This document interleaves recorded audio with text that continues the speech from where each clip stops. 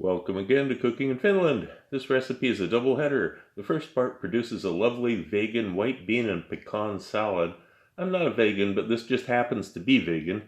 Then I'll show you how to turn this into a vegetarian burger. Not vegan, but vegetarian anyway.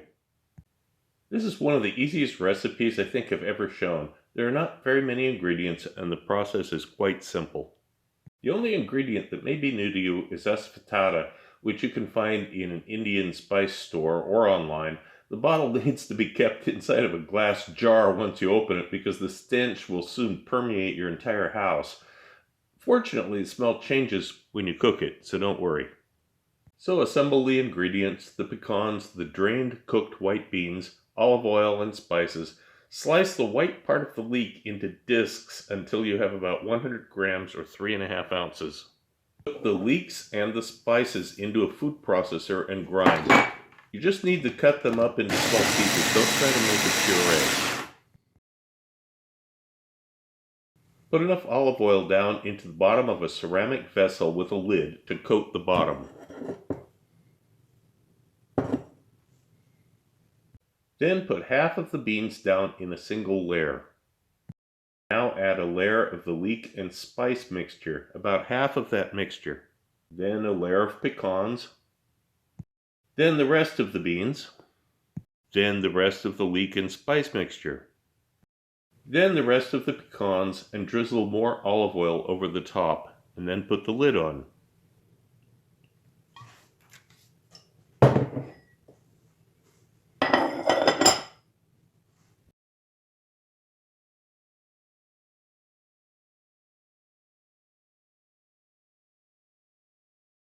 At this point, you can plate it up with some fresh herbs over the top for color. Basil or parsley works fine. A little more olive oil will add some richness.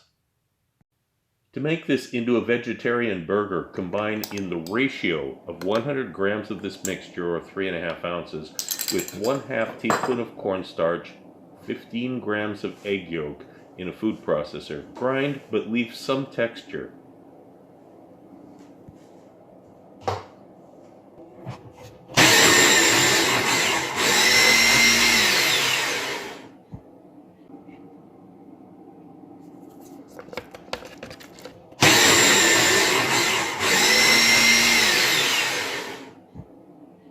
Now refrigerate this mixture for at least 2 hours before continuing. Overnight is fine. What I didn't show you is that it needs to be kneaded together with a little panko breadcrumb for texture.